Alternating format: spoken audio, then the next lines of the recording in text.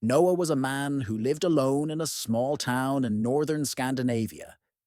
His childhood had been spent in these cold lands, and at a young age he had taken up hunting and wildlife photography. Years ago, after losing his wife and young daughter, in a car accident, he completely distanced himself from city life and began living in a wooden cabin deep in the forest. Most of his life was spent in harmony with nature, capturing photographs, foraging for food, and spending his nights in the deep silence of solitude. One autumn evening, while walking in the forest, he heard a faint whimper. Moving cautiously toward the sound, he found a small wolf pup nestled among thick bushes, one of its legs injured and its body weak. The pup was trembling, likely having lost its mother or been separated from its pack. At first, Noah thought about leaving it there. Nature had its harsh rules, and human intervention wasn't always the right choice.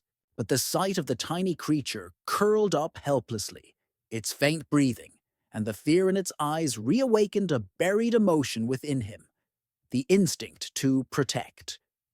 Without hesitation, he took off his coat, wrapped the pup inside, and carried it to his cabin. That night, he laid the pup on a warm blanket in the corner of the cabin. Noah placed a bowl of milk and a small piece of meat beside it, but the pup was too frightened and unfamiliar with human touch to eat. Patiently, Noah tried to gain its trust. The first days were not easy. The pup refused to let Noah approach and would only eat when he was at a distance. If it felt vulnerable, it would bare its teeth or let out a low growl. But Noah was patient. Every day, at the same time, he left food and water and carefully worked to build trust. He moved slowly within the cabin, ensuring the pup felt safe. After a few weeks, the pup started looking at Noah with less suspicion. The first time it took food from his hand, Noah felt a deep sense of joy. The pup was slowly starting to accept him. Over time, he cleaned its fur, treated its injured leg, and gave it a name, Fenrir. Earning Fenrir's trust was not easy. Though he was gradually getting used to Noah's presence, his instincts told him to stay away from humans. Sometimes, when Noah reached out to pet him, Fenrir would retreat into the shadows of the cabin. Noah allowed him to move at his own pace, never forcing him into anything. Gradually, small but meaningful moments accumulated between them. Noah would sit on the cabin porch in the evenings while Fenrir sat a few steps away, silently watching him. Some nights, Fenrir would sleep at the foot of Noah's bed, but as soon as Noah woke up, he would move away. One day, as Noah sat by the fire eating, he extended a piece of meat toward Fenrir. The wolf hesitated, but finally overcame his fear and took the meat from Noah's hand. At that moment, the first true bond between them was formed.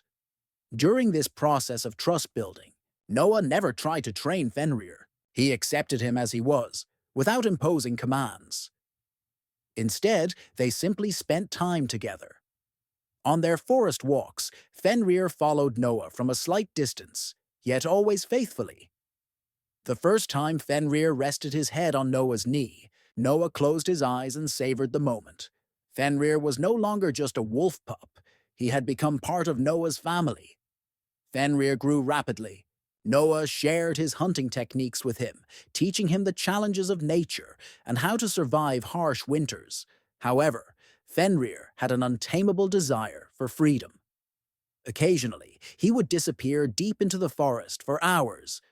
But no matter how far he roamed, he always returned to the cabin.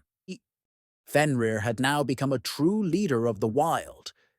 Noah knew the time had come for him to leave, yet he wasn't sure if he was ready for the farewell. Deep inside, he wanted Fenrir to run free in the forest, but imagining life without him was difficult. On the final morning, Fenrir stood in front of the cabin, looking at Noah for a long time. Noah took a deep breath, reached out and stroked Fenrir's head. "You're free now, my friend," he said. Fenrir hesitated for a moment, locking eyes with Noah. then slowly turned and walked into the forest. Just before vanishing into the trees, he turned back one last time. It was a moment of gratitude, a farewell and a testament to a bond that would never be forgotten. Years passed. Noah aged, his hair turned white, and his movements slowed. But the memories of Fenrir remained. With him, one cold winter night, as darkness fell, he heard a howl outside. The sound was familiar. Slowly, he opened the door and saw a massive wolf standing in the snow. It was Fenrir. Time had changed him, but the loyalty in his eyes remained the same. Fenrir approached Noah and rested his head against his hand.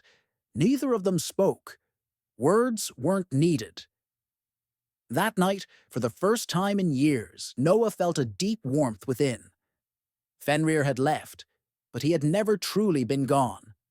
And no matter what, their bond would last forever.